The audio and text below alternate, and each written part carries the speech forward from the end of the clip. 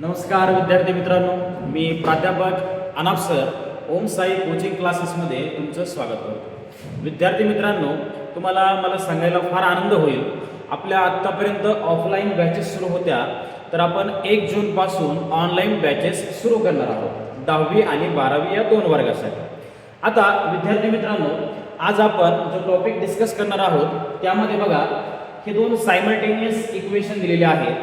Simultaneous equation मध्ये काय करायचं असतं, x आणि y च्या व्हॅल्यू फाइंड करायच्या असतात।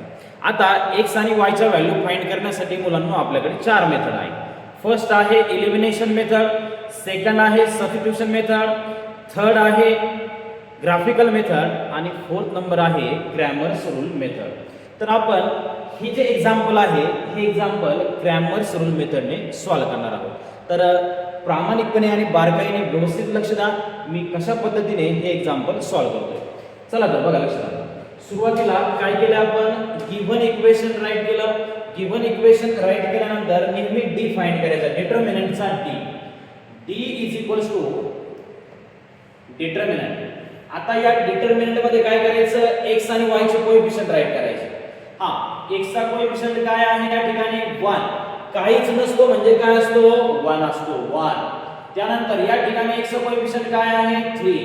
आता y चे कोएफिशिएंट राईट करतो, y चा कोएफिशिएंट आहे 7 आणि या ठिकाणी y चा कोएफिशिएंट आहे -2। क्लियर आहे।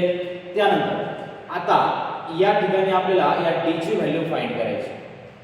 1 * -2 क्रॉस मल्टिप्लिकेशन घेतोय, 1 * -2 मध्ये मायनस साइन कंपल्सरी। त्यानंतर 3 * 7, 3 * काय 7, 1 * -2 काय मिळते मला -2, -3 * 7 21 आणि -2 - 21 किती मिळते मला -23 मिळतोय। या ठिकाणी मला d ची व्हॅल्यू मिळते। कशाची व्हॅल्यू मिळते मला या ठिकाणी, d ची व्हॅल्यू मिळते। आता d ची व्हॅल्यू फाइंड केल्यानंतर आपल्याला dx फाइंड करायचा असतो। काय फाइंड करायचा असतो, dx, बरोबर। dx is equals to determinant. बघा, डिटर्मिनंट dx फाइंड करण्यासाठी बघा मेथड काय आहे, आपल्याला d मध्ये यायचे। बरं, d मध्ये येऊन आपण काय करणार आहे, हा जो फर्स्ट कॉलम आहे ना, या फर्स्ट कॉलमचे एलिमेंट रिमूव्ह करायचे। काय करायचे, रिमूव्ह करायचे।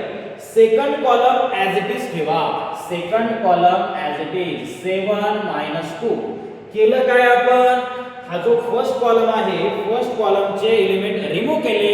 मग आता करायचं काय, त्याच्या जागेवरती ह्या 2 कॉन्स्टंट टर्म पुट करायच्या, 10 आणि 7, 10 आणि काय 7। यांचं क्रॉस मल्टिप्लिकेशन घ्या। आता 10 * -2 मध्ये मायनस साइन कंपल्सरी, 7 * 7 पुढे 10 * -2 -20 आणि 7 * 7 49। आता बघा, समान चिन्ह असणाऱ्या संख्येची बेरीज होते, 0 + 9 9 आणि 2 + 4 किती 6 आणि इथे मायनस साइन। या ठिकाणी मला मिळाला आहे dx, कुणाची व्हॅल्यू मिळाली मला, dx ची। आता या ठिकाणी आपल्याला dy फाइंड करायचा। काय फाइंड करणार मी, dy फाइंड करताना काय करतो मुलांना आपण, dy फाइंड करताना आता काय करतो आपण, हे बघा dx च्या वेळेस काय केलं, हा जो फर्स्ट कॉलम आहे हा फर्स्ट कॉलम रिमूव्ह केला, बरोबर ना। Second column as it is ठेवला। आता काय करायचंय, आता सेकंड कॉलम रिमूव्ह करायचा, first column as it is, first column me as it is ठेवतोय, सेकंड कॉलम रिमूव्ह करतो आणि त्याच्या जागेवरती या 2 व्हॅल्यू पुट करतो, 10 7, त्याच्या जागेवरती या 2 व्हॅल्यू पुट करतो। आता पुढे 1 * 7 यांचं मल्टिप्लिकेशन होणार आहे, 1 * 7 मध्ये मायनस साइन कंपल्सरी, 3 * काय 10, 3 * 10, 1 * 7 7, 3 * 10 30 आणि 7 - 30 मला मिळतोय -23। काय मिळते मला, -23। या ठिकाणी मला dy ची व्हॅल्यू मिळालेली आहे, या ठिकाणी मला dy ची व्हॅल्यू मिळाली। आता मी x आणि y ची व्हॅल्यू फाइंड करू शकतो।